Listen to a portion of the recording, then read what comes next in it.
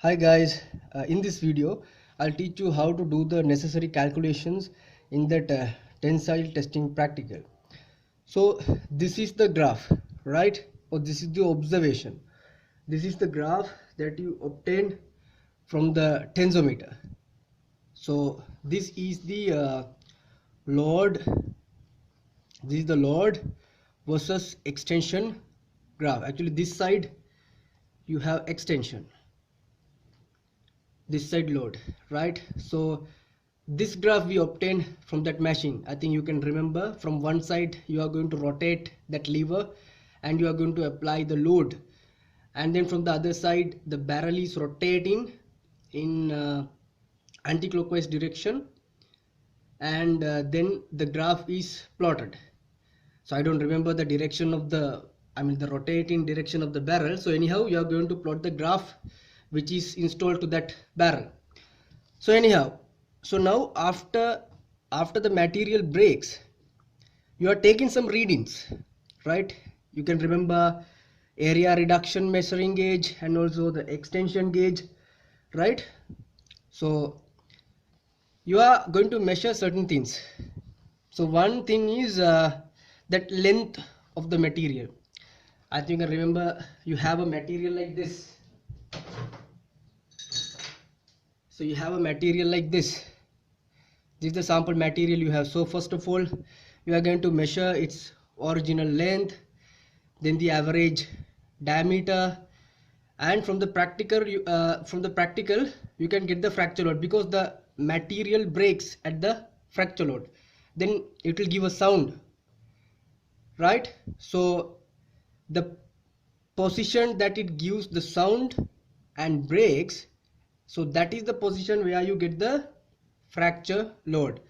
And then elongation percentage and area reduction percentage, those are the things that you are going to measure.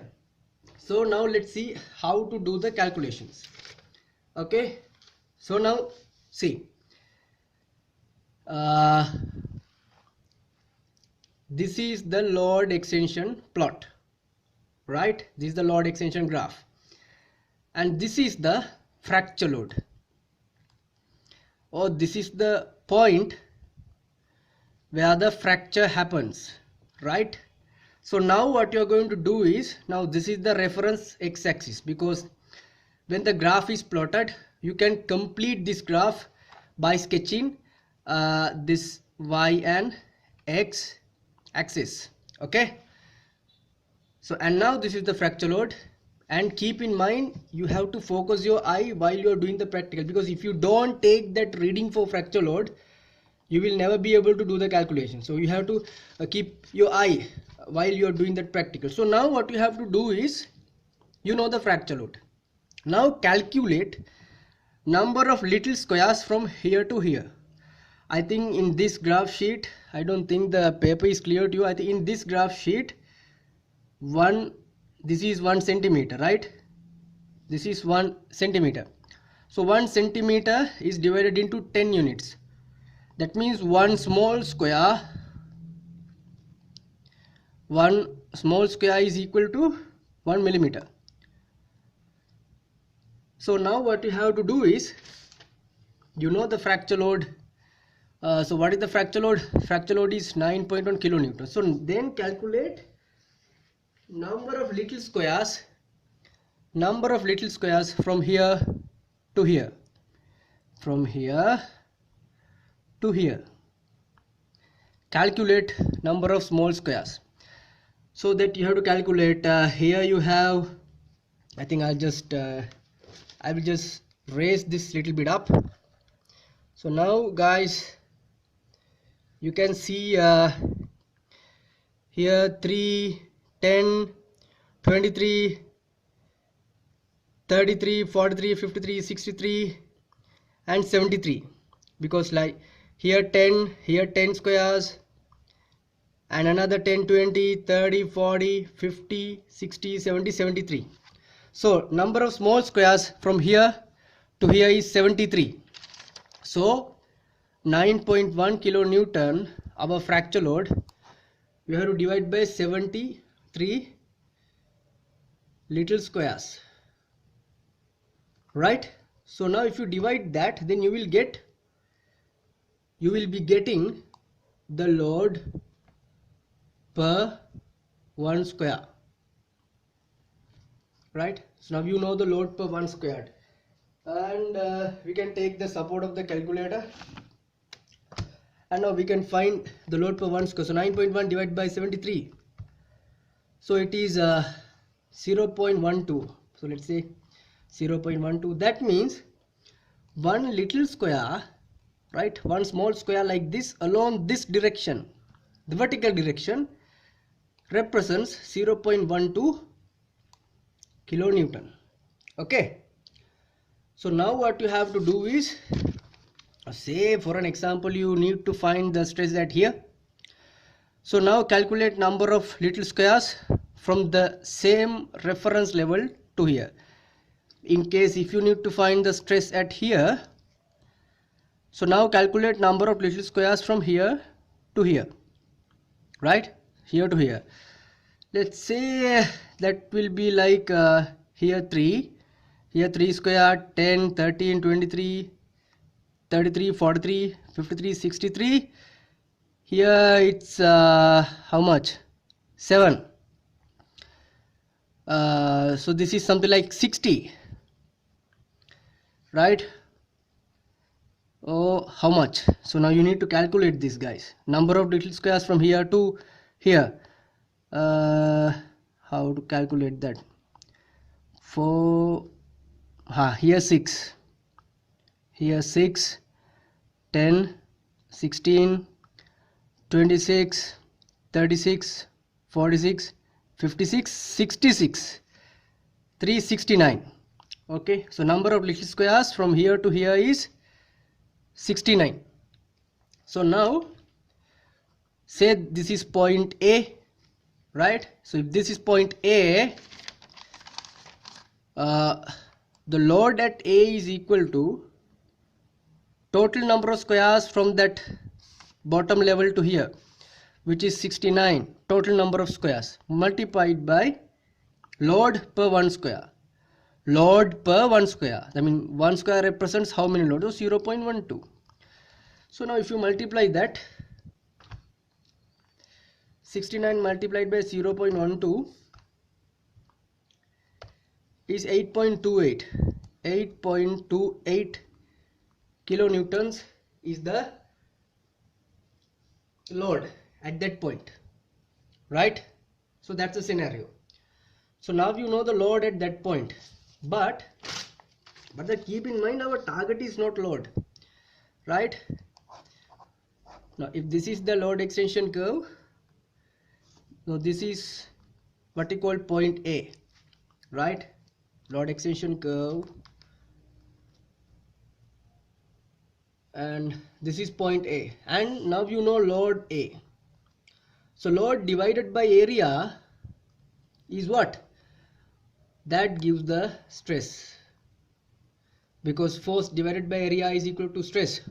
So now you know the load because you calculated. So that divided by area is the stress. Now the next problem is what area you have to like consider. Okay guys, now let me teach you that again. Now guys, I told you this is that material. So right now when you are going to apply the tensile load, right, this material is getting pulled, right? So like guys, this is the original material, right? So when you are going to apply the tensile load, so tensile load is kind of a pulling load. When it is getting pulled, guys, what will happen? The length is increased, and at the point when it breaks, the area is very less, right? So area is very less at the point where it breaks. So guys, the area at the time that it breaks is not same as the original area, because area is changing. That means guys, within this region, right, because this is that particular portion, that material, actually it's not like that. I told you to complete the curve. Okay, I'll sketch this again. So now say this is the load extension curve you are obtaining. So I asked you to complete the axis by starting from the origin like this. So now this is that particular point where you have the original area. Here is the point where the fracture happens, right? So area at here is fracture area, I mean the area at the fracture. So area at this point A, I told you this is point A. So area at here is A. Area at here, if this is point B, area at here is AB. This A stands for area. So area will not be the same, right? So guys, practically if you are going to calculate the area at each and every position like this, the calculation will be very complex, right? So because of that, we say the entire original area will remain same. So if you know the, see, this is the original diameter 5.11. See, if that is the diameter, so what is the area? Pi d squared over 4 will give you the area, right? So this original area, say for an example org, original area. So original area will remain same within this region unless it reaches fracture, because the area at fracture is something different, because area at fracture is equal to area original multiplied by, now I told you there is something called area reduction percentage. If reduction is this much, right? So if reduction is 12.5, sorry, 12.5. So if the area reduction is 12.5, what is the area that it is actually having? So it will be 87.5, because this is the reduction. So this original area, I mean, like, you have to take 87.5% of the original area. So it will be the current area at the fracture case, right? So if you are going to find the fracture stress,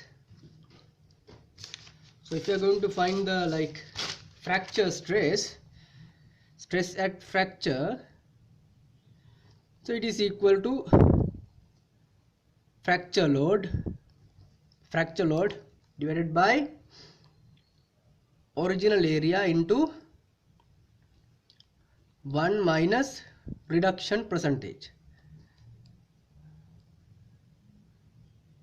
1 minus reduction percentage, right? But in other cases, say for an example stress A, B, C, or like that, so that will be the force at that particular case divided by original area. I mean, this procedure we are following in order for the easiness of the calculation, in order to do the calculations in a very easy manner.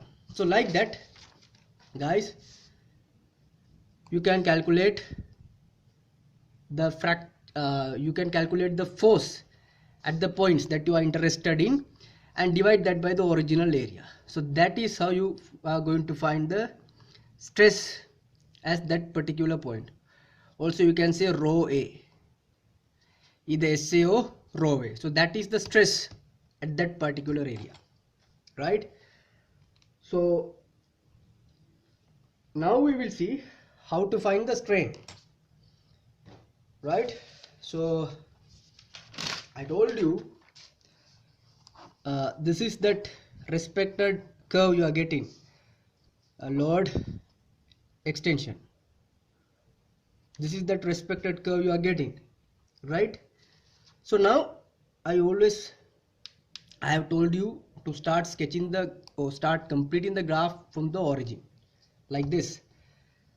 So now the same thing that you did for the load, you are going to do for the elongation as well.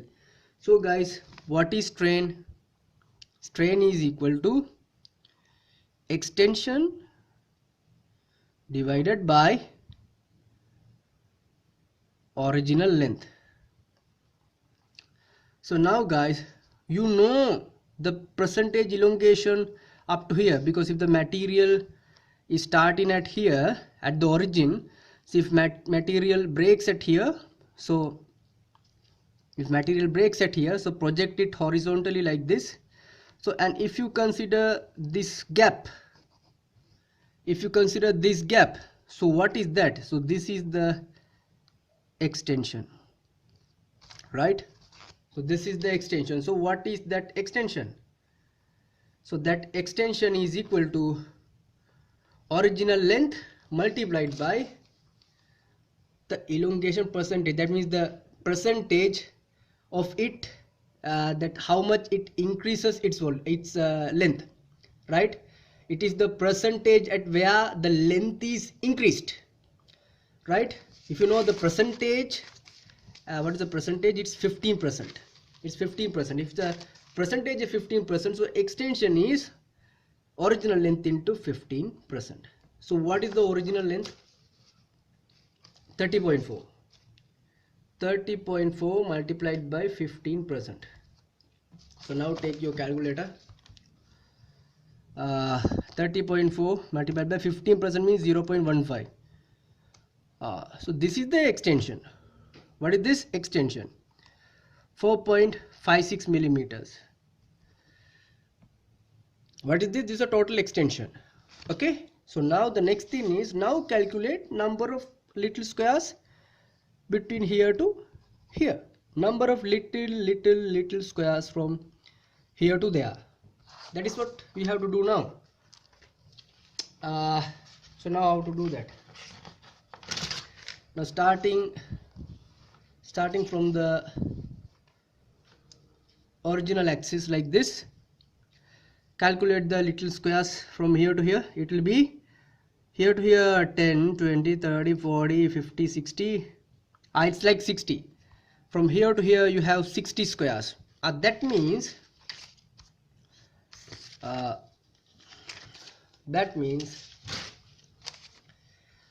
total elongation is 4.56. Total elongation 4.56. So divide that by 60 little squares. So now you can find 4.56 divided by 60. So now you know extension per one small square. Now you know that the extension per one small square. So that will be from the calculator 0.076. 0.076 millimeter extension per one little square. So now say in the same manner, right? I told you like this is your point A, right? This is your point A. Say this is your point A. This is your point A. So now calculate number of squares along the horizontal direction, along this direction from up to this point, right? So number of squares to this point along x direction. So it means number of squares from here to here. Say for an example, so this is the point A that we have considered from the original graph. So now you need to calculate number of little squares directed towards this direction starting from the origin. So it will be 10, 20, 30, 40. See, you have 40 squares, right? So that means the extension at A, extension at point A means total number of squares multiplied by extension per unit square. Okay, so 40 multiplied by 0.076. So that will be 40 multiplied by 0.076. That will be 3.04. So 3.04 is the extension at point A. So now what is the strain at point A? That is the point where most of the students go wrong. So don't do like that in this time. So carefully do the calculations, right? So now you know the strain at that particular point means extension at that particular point divided by the original length. So 3.04 divided by the original length 30.4.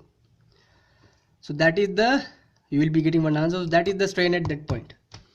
So like that guys, when you have your original load versus extension graph from the practical, divide this into like nearly 15 to 20 segments, right? If this is your graph, divide it into 15 or 20 segments, right? Then you will be getting points like 0.1, 0.2, 0.3, 0.4, 0.5 and etc.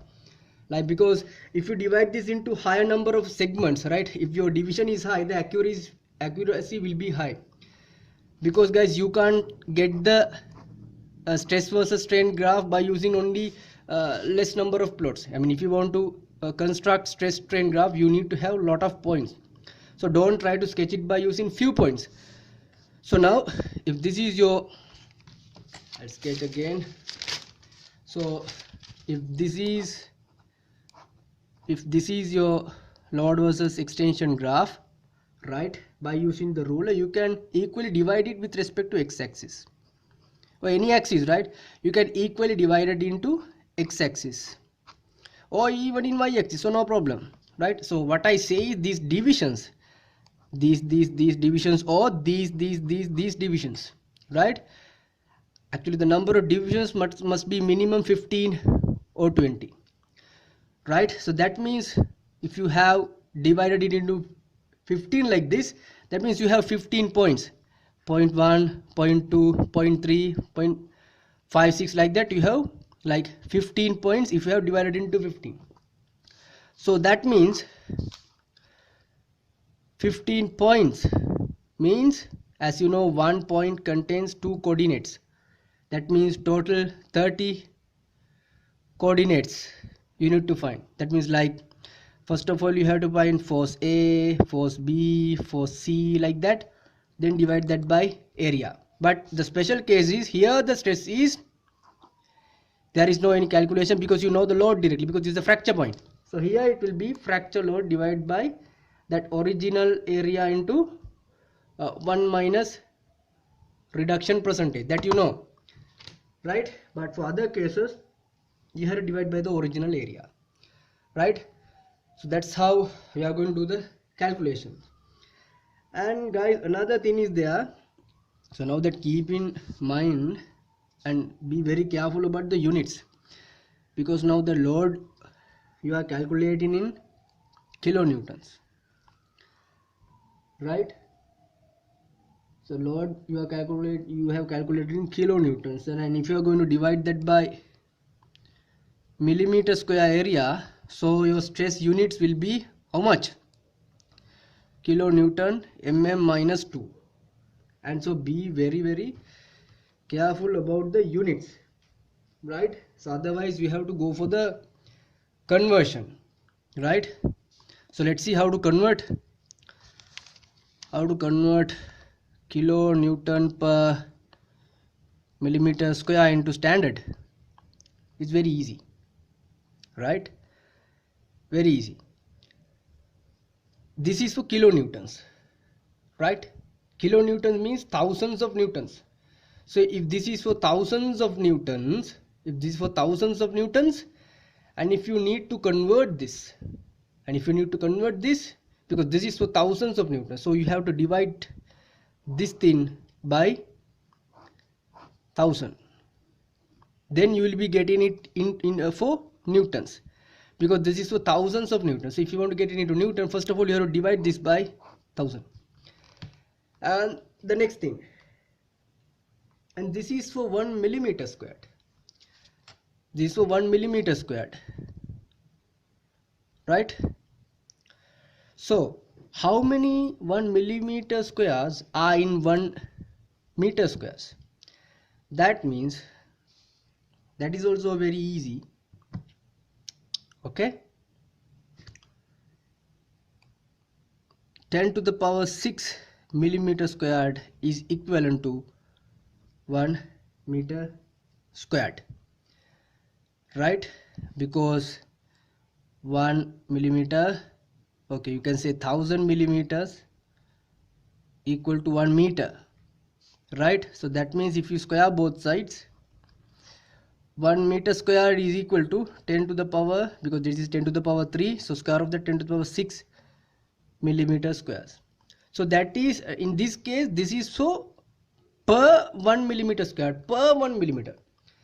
That means per meter squared, you have to multiply this by 10 to the power 6, right? So that's how the calculations are actually formed, right?